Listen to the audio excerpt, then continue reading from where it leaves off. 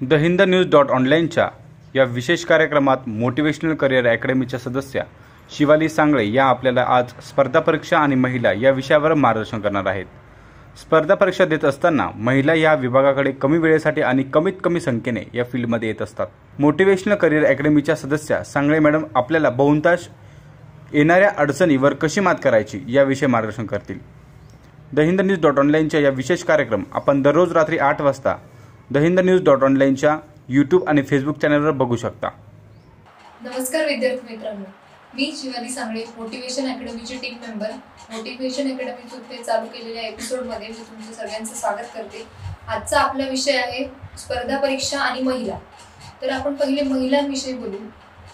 आता आपल्या भारताचं बघितलं किंवा इव्हन आपल्या महाराष्ट्राचं बघा, लिंग गुणोत्तर थोड्या प्रमाणात कमी आहे। म्हणजेच काय, आपल्या भारतात असणाऱ्या महिलांचं प्रमाण हे कमी आहे। त्यात स्पर्धा परीक्षेत उतरणाऱ्या मुली त्यांचं प्रमाण कमी। त्यात ह्या कंडिशनमध्ये पण स्पर्धा परीक्षेमध्ये टिकणाऱ्या मुलींचं प्रमाण हे कमी आहे। तर ह्या सगळ्या गोष्टी का घडत आहे किंवा हे सगळं असं का होतंय, मुलींच्या बाबतीत ह्या सगळ्या कंडिशन का फेस कराव्या लागतात हे आपण वन बाय वन बघू। आता मुली म्हटलं की ह्यात वेगवेगळ्या प्रकारच्या कॅटेगरी वाईज, म्हणजे प्रत्येक लेव्हलच्या मुलीचे प्रॉब्लेम वेगवेगळे असू शकतात। त्या मुलीला असणारे ज्या प्रॉब्लेम्सचे सोल्युशन्स आहेत ते पण वेगवेगळे असू शकतात। आता पहिल्यांदा आपण कॅटेगरी बघू की लग्न झालेल्या मुली आणि लग्न न झालेल्या मुली, म्हणजे विवाहित मुली आणि अविवाहित मुली। पहिल्यांदा आपण विचार करू अविवाहित मुलींचा, म्हणजे लग्न न झालेल्या मुलींचा। तर लग्न न झालेल्या मुली असं म्हणतात की लग्न न झालेल्या मुलींवर कुठल्याही प्रकारची जबाबदारी नसते, तिला कुठल्याही प्रकारचं टेन्शन नसतं, त्याच्यामुळे ती हवे ते डिसिजन घेऊ शकते असं समाजात म्हटलं जातं। पण प्रत्येकाच्याच बाबतीत हे खरं असेल असं नाही। तर काहींना फायनान्शियल प्रॉब्लेम असू शकतात, म्हणजे आर्थिक प्रॉब्लेम असू शकतात, काहींना सामाजिक प्रॉब्लेम असू शकतात। आता जर त्या मुलींचा आपण आर्थिक दृष्ट्या विचार करू की ज्यांची इकॉनॉमिक कंडिशन नाहीये, अशा मुलींचा आपण विचार करू। आता इकॉनॉमिकली विचार केला तर काही मुलींना पैसा हा इझिली अवेलेबल असतो, त्या स्वतःच्या शिक्षणासाठी त्याचा वापर करू शकतात आणि स्पर्धा परीक्षेचं डिसिजन घेऊ शकतात। पण काही मुली अशा आहेत की ज्यांना स्पर्धा परीक्षेचं डिसिजन घेण्याच्या आधी घरच्या फॅमिलीच्या फायनान्शियल कंडिशनचा विचार करावा लागतो। तर अशा मुलींनी काय करावं, मुलींना एक फिक्स सोर्स त्यांनी शोधला पाहिजे। जर तुम्ही स्पर्धा परीक्षेची तयारी करण्याची जर तुम्ही तयारी दाखवली तर त्यासाठी लागणारा पैसा कुठून तुम्हाला उपलब्ध होईल याचा विचार करा। म्हणजे तुम्हाला असणारे आजूबाजूला असणारे तुमचे फ्रेंड्स, तुमचे फॅमिली मेंबर्स जे तुमच्या विश्वासातले, जे तुम्हाला या गोष्टींसाठी सपोर्ट करू शकतात, असांचा शोध घ्या। जी व्यक्ती तुम्हाला या गोष्टीसाठी सपोर्ट करेल अशा व्यक्तीचा शोध घ्या, त्या व्यक्तीकडून तुम्ही आर्थिक मदत घेऊ शकता। त्यानंतर दुसरं सोल्युशन म्हणजे मुलींसाठी की एक जॉब असतो। जर जॉब करून पण स्पर्धा परीक्षेची तयारी करणाऱ्या बऱ्याच मुली आहेत, पुण्यात तर तुम्हाला अशा मुली सर्रास सापडतील। जॉब करून जर म्हटलं की त्या मुलीचं एवढंच आहे की तुम्हाला टाइम मॅनेजमेंट हे व्यवस्थित करता आलं पाहिजे। जर तुम्ही जॉब करून स्वतःचा पैसा शिक्षणासाठी स्वतः अवेलेबल करताय तर आलेल्या पैशाचा पण तुम्हाला योग्य उपयोग करता आला पाहिजे। तर तुम्ही जॉब करताय, जो काही पैसा मिळवताय त्या पैशात तुम्ही तुमचे बुक्स वगैरे खरेदी करण्यात तिथे इन्व्हेस्ट करा। आणि मेन इश्यू असू शकतो की जॉब केल्यानंतर टायमिंगचं मॅनेजमेंट कसं करायचं। जर तुम्ही 10 ते 5 तुमचा जॉब करताय तर जॉब नंतर उरलेल्या वेळेचं तुम्ही पूर्णपणे तुमच्या स्पर्धा परीक्षा, म्हणजे ज्या काही परीक्षेची तुम्ही तयारी करताय त्या परीक्षेत तुम्ही इन्व्हेस्ट केलं पाहिजे। त्यानंतर हे झालं सगळं फायनान्शियल विषय की तुम्ही फायनान्शियल गोष्टींवर कशी मात करू शकता। दुसरा आणि मेनली कॉमनली प्रॉब्लेम असतो स्पर्धा परीक्षेतल्या मुलींचा, ते म्हणजे त्यांचं असणारं वय। आता वय म्हटलं की प्रत्येक मुलगी ग्रॅज्युएशन नंतरच प्रिपरेशन स्टार्ट करते असं काही नसतं। काही मुली असतात की ज्या 10वी नंतर किंवा 12वी नंतर लगेचच आपले प्रिपरेशन स्टार्ट करतात, कारण त्यांचं एम गोल हे फिक्स असतं। तर काहींना ग्रॅज्युएशन नंतर जाणवतं की नाही, आपण ह्या गोष्टींकडे सिक्युरिटी आहे, स्पर्धा परीक्षेमध्ये जास्त स्टेबिलिटी, आपण तिकडे वळलं पाहिजे असं ग्रॅज्युएशन नंतरच्या मुलींना वाटू शकतं। म्हणून त्यांचं वय हे थोडं 10वी-12वीच्या मुलींच्या वयाच्या कंपॅरेटिव्हली जास्त असू शकतं। आता आपण पहिले विचार करू ते म्हणजे 10वी-12वीची मुलगी। जर आपण 10वीची मुलीचा विचार केला तर 10वीच्या मुलींचं कसं असतं की त्यांना वेळ हा भरपूर असतो प्रिपरेशनसाठी। जर तिने त्या वेळेचा योग्य उपयोग करून घेतला, योग्य ते मार्गदर्शन घेतलं, योग्य ते सोर्सेस वापरले तर या मोठ्या टाइम स्पॅनमध्ये ती खूप मोठं यश गाठू शकते। दुसरं म्हणजे असतं की 12वी नंतर प्रिपरेशन स्टार्ट करणाऱ्या मुली, तर 12वी नंतर म्हटलं तरी त्या मुलींकडे ग्रॅज्युएशन नंतरचे 3-4 वर्ष त्यांना आरामशीर भेटतात आणि ह्या जो काही ड्युरेशन आहे त्याच्यात ते त्यांचं बेस्ट प्रिपरेशन करून मिळालेल्या 1-2 अटेम्प्टमध्ये त्यांना हवी ती पोस्ट त्या काढू शकतात. मेन प्रॉब्लेम असतो तो म्हणजे ग्रॅज्युएशन नंतर स्पर्धा परीक्षेचा डिसिजन घेतलेल्या मुलींचा. जर तुम्ही ग्रॅज्युएशन नंतर स्पर्धा परीक्षेचं डिसिजन घेताय म्हणजे त्यावेळी त्या मुलीचं वय मे बी 22-23च्या रेंजमध्ये ती असू शकते. आता ह्यावेळी घरच्यांचं म्हणणं असतं की आपण लग्नाचं डिसिजन घेऊ, त्या गोष्टीकडे वळू किंवा हे डिसिजन तिच्यासाठी योग्य ठरेल असं घरच्यांना वाटत असतं. पण त्याच वेळी त्या मुलीला स्पर्धा परीक्षेची आवड निर्माण होते म्हणा किंवा ही गोष्ट करण्याची तिला जास्त आकांक्षा निर्माण होते किंवा तिची जिद्द असते की नाही आपण स्टेबल झाल्याशिवाय आयुष्यात काहीतरी मिळवल्याशिवाय लग्न वगैरे करायचं नाही असं खूप मुलींचं फायनल आणि अल्टिमेट एम असतं. तर प्रत्येक आईवडिलांना आपल्या मुलीने आयुष्यात काहीतरी करावं असंच वाटत असतं. कोणत्याच आईवडिलांना वाटत नसतं की तिचं लग्न वगैरे करू असं कोणालाच वाटत नसतं. प्रत्येक आईवडिलांना आपली मुली स्वतःच्या पायावर उभी राहिलेली कधीही आवडेलच. पण मग लग्न ह्या गोष्टीसाठी डिपेंड म्हणजे त्यांना बॉदर करत असतो तो म्हणजे आजूबाजूचा समाज. तर आजूबाजूचा समाज असा असतो की काही जण पॉझिटिव्ह असतात तर काही जण निगेटिव्ह असतात. तर निगेटिव्ह लोक काय करतात की आता तिचं वय झालंय, तिला काय गरज आहे शिकायची, त्याच्यापेक्षा तुम्ही लग्नाचं डिसिजन घ्या असं आपल्या घरच्यांना सांगत असतात. त्याच्यामुळे आपण पण आपल्या घरच्यांना किंवा आपल्या फॅमिलीला आपण विश्वासात घेतलं पाहिजे ह्या बाबतीत. तरी जर हे लग्नाचे वगैरे विषय तुमच्या अभ्यासाच्या किंवा तुमच्या तयारीच्या मध्ये येत असतील त्याच्यासाठी तुमच्याकडे 2 सोल्युशन अवेलेबल आहे.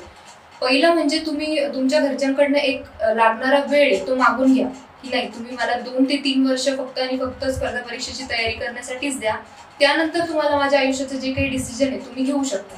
जर तुम्ही एक टाइम स्पॅन त्यांच्याकडनं मागून घेतलं तर त्या वेळेचं तुम्ही व्यवस्थित यूज करा, त्या वेळेत तुम्ही योग्य प्रकारे प्रिपरेशन करा आणि तुम्हाला हवी असलेली गोष्ट तुम्ही मिळवू शकता. आणि दुसरं सोल्युशन म्हणजे जर तुमच्या घरच्यांनी लग्नाचं डिसिजन घ्यायचं असं त्यांचं ठरलेलं आहे तर दुसरं सोल्युशन म्हणजे तुम्ही तुमच्या घरच्यांना विश्वासात घ्या आणि त्यांना विचारा की लग्नाआधी जसं मी प्रिपरेशन करू शकते कुठल्याही प्रकारची जबाबदारी नसताना सेम प्रिपरेशन मी लग्नानंतर करू शकेल का. जर तुम्हाला ही शाश्वती मिळत असेल की हो तू अशा प्रकारचं प्रिपरेशन तू लग्नानंतरही करू शकते तर तुम्ही जे डिसिजन तुमच्या लाईफ बद्दल घेशाल ते योग्यच असेल. त्यानंतर तुमचा जो कोणी लाईफ पार्टनर आहे तुम्ही त्याच्याशी डिस्कस करा की तुम्ही स्पर्धा परीक्षा करणार आहे किंवा माझं असं एम आहे मला आयुष्यात हे अचीव्ह करायचंय. जर तुमचा लाईफ पार्टनर तुम्हाला या गोष्टीसाठी सपोर्टिव्ह असेल तर ती गोष्ट तुमच्यासाठी वेल अँड गुड ठरते. तेव्हा तुम्ही तुमच्या लग्नाचं वगैरे डिसिजन जे काही असेल तुमच्या फॅमिलीशी डिस्कस करून वगैरे घेऊ शकता. त्यानंतर सगळ्यात महत्त्वाचा प्रॉब्लेम मुलींना येणारा म्हणा किंवा ऑलमोस्ट सगळ्यांनाच हा प्रॉब्लेम येतो तो म्हणजे आजूबाजूचा असलेला समाज.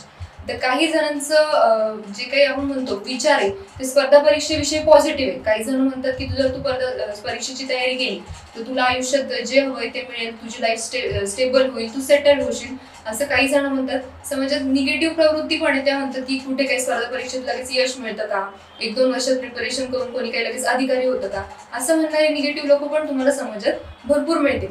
पण कोणाकडे लक्ष द्यायचं कोणाकडे नाही, कोणाचं ऐकून घ्यायचं, कोणाचे विचार ऐकून घ्यायचे कोणाचे नाही हे सगळं तुमच्यावर डिपेंड करतं.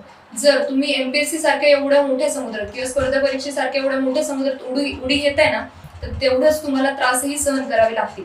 जर तुम्हाला या समुद्रातून पोहून जायचे तरुण जायचे तर तुम्हाला तेवढं संघर्षही करावाच लागणार आहे. त्यानंतर अविवाहित मुलींचे प्रॉब्लेम्स असतात की एक 18-19 वय आलं की मुलांना सोशल मीडिया खूप जास्त आवडायला लागतं किंवा त्या गोष्टींकडे मुलं वळतात. आता हाच प्रॉब्लेम फक्त मुलींचाच नाहीये, मुलांच्या बाबतीत पण ही गोष्ट असू शकते की सोशल मीडियाकडे मुलं जास्त टर्न होतात. ठीक आहे तुम्ही सोशल मीडियाचा वापर करू शकतात पण प्रत्येक गोष्टीला एक लिमिट असतं, त्या लिमिटमध्ये राहून तुम्ही त्या गोष्टीचा यूज करा.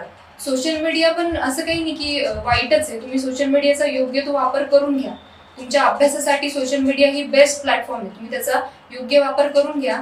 आणि जे काही तुम्हाला स्पर्धा परीक्षेसाठी अवेलेबल असणारं गायडन्स आहे, त्यानंतर सिलेबस म्हणा, पेपर पॅटर्न म्हणा, क्वेश्चन पेपर्स म्हणा, तुम्हाला सगळं काही ऑनलाईन अवेलेबल होईल. अशा पद्धतीने तुम्ही सोशल मीडियाचा वापर करून घेऊ शकता.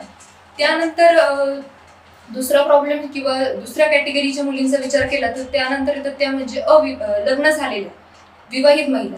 तर विवाहित महिला म्हटलं की तिच्यावर असणारी जबाबदारी ही भरमसाठ असते, खूप साऱ्या जबाबदारी तिला पेलाव्या लागणार असतात.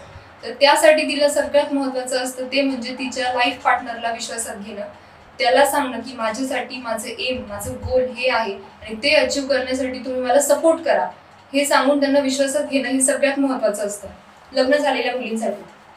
जर तुमचा लाईफ पार्टनर तुम्हाला स्पर्धा परीक्षेसाठी सपोर्ट करणारा असेल तर ही गोष्ट खूप तुमच्यासाठी एक वरदानच ठरते असं आपण म्हणू. कारण लाईफ पार्टनर जर सपोर्टिव्ह असेल ना, तुम्हाला योग्य तो वेळ मिळतो तुमच्या अभ्यासासाठी. तुम्ही फ्री माइंडने तुमचं प्रिपरेशन करू शकता. जेवढा फ्री माइंडने तुम्ही तुमचा अभ्यास केला तेवढा तो चांगल्या प्रकारे तुमच्या लक्षात राहील आणि तेवढाच तुमचा परफॉर्मन्स वाढेल आणि तेवढाच कमी पिरियडमध्ये तुम्ही तुमचं जे काही एम आहे ते अचीव्ह करू शकता. जर तुम्हाला जर तुमच्या मुलांची जबाबदारी असेल, दुसरी जबाबदारी असते ती म्हणजे मुलांची. जर तुम्ही तुमच्या मुलांची जबाबदारी सांभाळून किंवा तुमचा लाईफ पार्टनर जर तुम्हाला सपोर्ट केला असेल तर तो मुलांची जबाबदारी सुद्धा अडॉप्ट करू शकतो. आपल्याकडे बेस्ट एक्झाम्पल येते म्हणजे UPSC मधून IAS झालेल्या अनुकुमारी मॅडमचं. अनुकुमारी मॅडम या स्वतः एक विवाहित महिला होत्या. त्यानंतर त्यांना एक मुलगा पण होता. त्यानंतर त्यांनी UPSCचं प्रिपरेशन स्टार्ट केलं. त्या दिल्लीला गेल्या आणि आपल्या 3 वर्षाच्या मुलाला सोडून त्या दिल्लीला स्वतः प्रिपरेशन करत होते.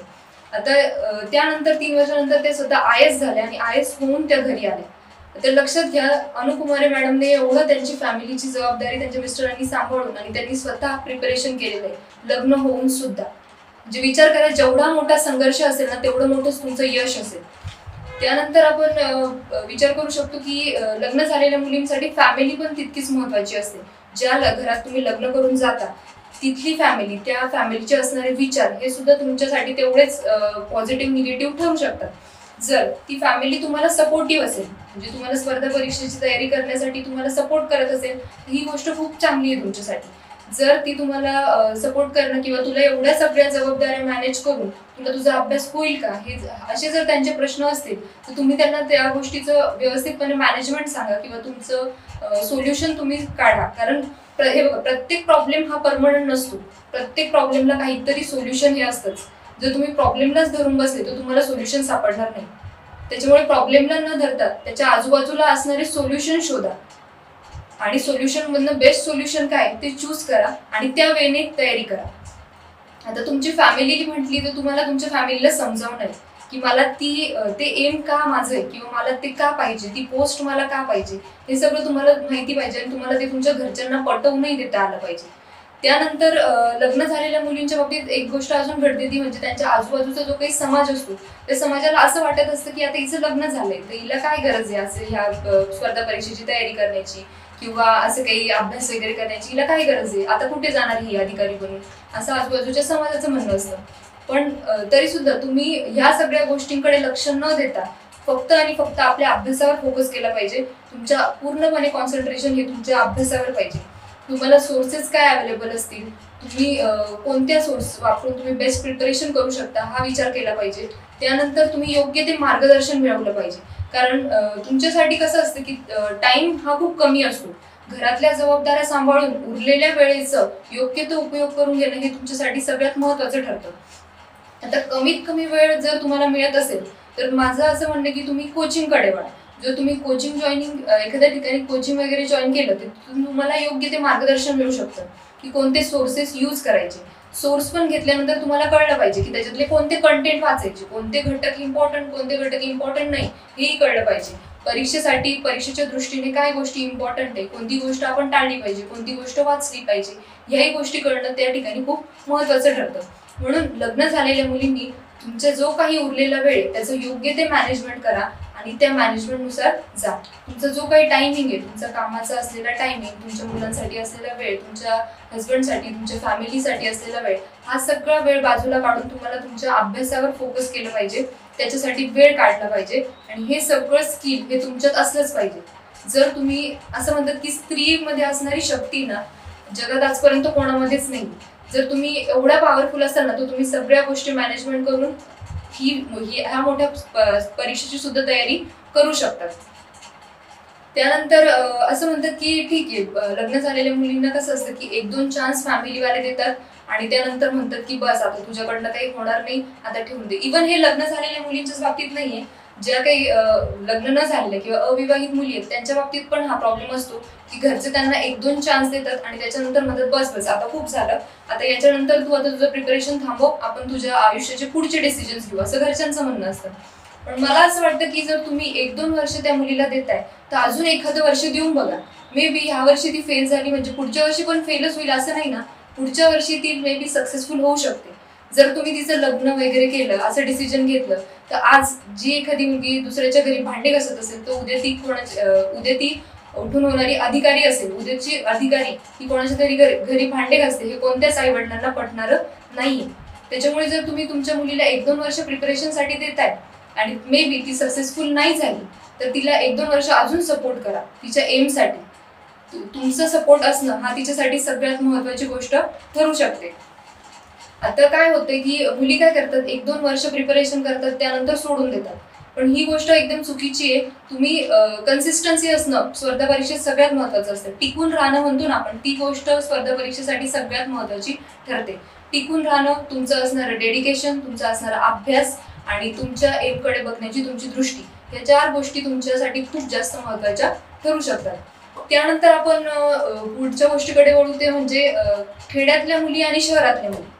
खेड्यातल्या मुलींना स्पर्धा परीक्षेसाठी असणारे प्रॉब्लेम्स हे जरा वेगळे असू शकतात आणि शहरातल्या मुलींना परीक्षेची तयारी करण्यासाठी असणारे प्रॉब्लेम जरा वेगळे असू शकतात. आता खेड्यातल्या मुलीचा जर आपण ग्रामीण भागातल्या मुलीचा विचार केला तर खेड्यातल्या मुलींचं कसं असतं, त्यांच्या आजूबाजूला असणारं वातावरण हे खूप वेगळं असतं. आपल्याला माहिती की शैक्षणिक विकास हा खेड्यांमध्ये कमी झालेला असतो ॲज कम्पेअर्ड टू शहरांमध्ये. आता आजूबाजूच्या लोकच जर सुशिक्षित नसतील तर त्यांना अभ्यासाचं महत्व कसं काय माहिती असणार, किंवा एका मुलीने ग्रामीण भागातल्या एखाद्या मुलीने स्पर्धा परीक्षेची तयारी करणं हे त्यांच्यासाठी खूप जास्त वेगळी गोष्ट असू शकते किंवा त्यांना ती गोष्ट पसरणार नाही. तर अशा ग्रामीण भागातल्या मुलीने आजूबाजूच्या समाजाशी लढा देऊन तिने स्वतःच्या परीक्षेची तयारी केली पाहिजे. आता तिला येणारे प्रॉब्लेम्स हे वेगवेगळ्या प्रकारचे असू शकतात, पण जर तुम्ही स्पर्धा परीक्षा करण्याची तयारी दाखवली तर तुम्हाला समाजाशी पण झुंज देताच आली पाहिजे. लढा तुमचा हा स्ट्रॉंगच असला पाहिजे. एवढ्या मोठ्या परीक्षेची तुम्ही तयारी करताय, एवढं मोठं धैर्य किंवा एवढं मोठं करेज हे तुमच्यामध्ये असलंच पाहिजे.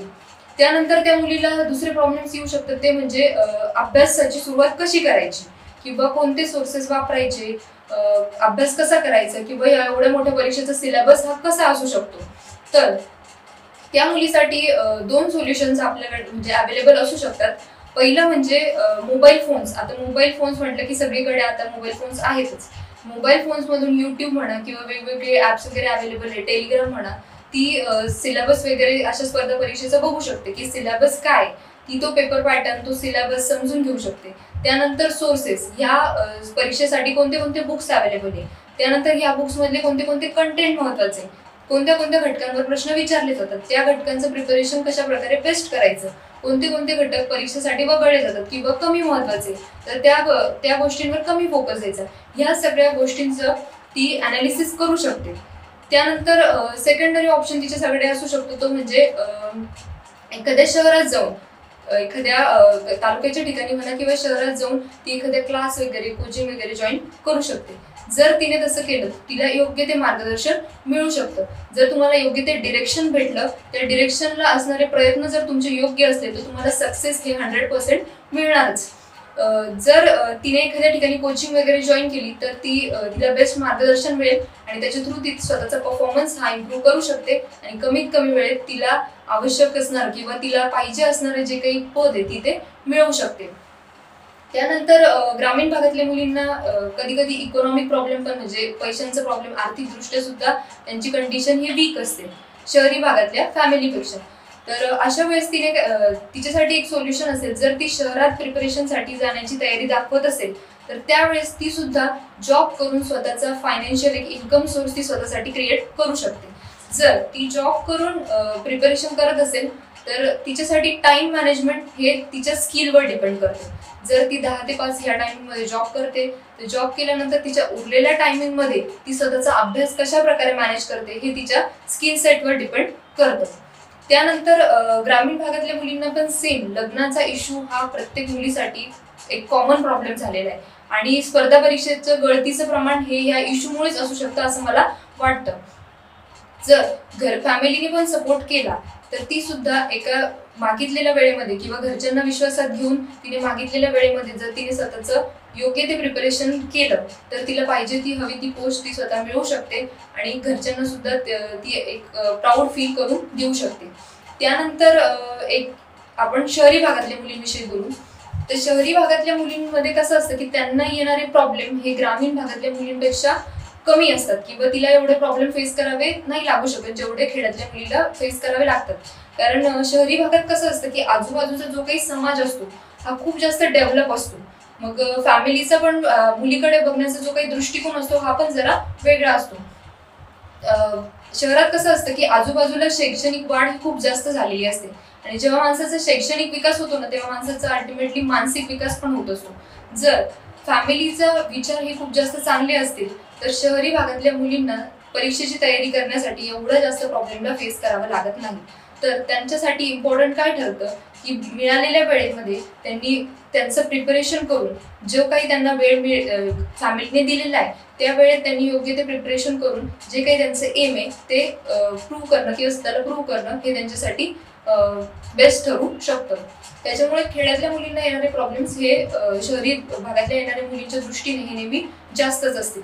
त्यानंतर पुढे जाऊन आपण बोलूया की स्पर्धा परीक्षांमध्ये असणाऱ्या मुलींचं गळतीचं प्रमाण किंवा मुली प्रिपरेशन स्टार्ट करतात आणि त्याच्यानंतर मुलींचं प्रमाण कमी कमी होत जातं. तर ह्या गोष्टी ज्या काही घडतात याचे परिणाम हे खूप वाईट असतात. आता मुलींनी आणि त्यांच्या घरच्यांनी हे समजून घेतलं पाहिजे की स्पर्धा परीक्षा म्हटलं की मुलींना असणारं कॅटेगरी वाईज किंवा रिझर्वेशन हे असतं. फिमेल कॅन्डिडेटसाठी हे रिझर्वेशन असतं. त्यातल्या त्यात फिमेल कॅन्डिडेट आणि त्यात तुमच्याकडे कॅटेगरी असेल म्हणजे SC, ST किंवा OBC कॅन्डिडेट किंवा VJNT तुम्ही कॅन्डिडेट असाल तर तुमच्यासाठी जे काही स्पर्धा परीक्षा आहे त्यांच्यामध्ये रिझर्वेशन असतं.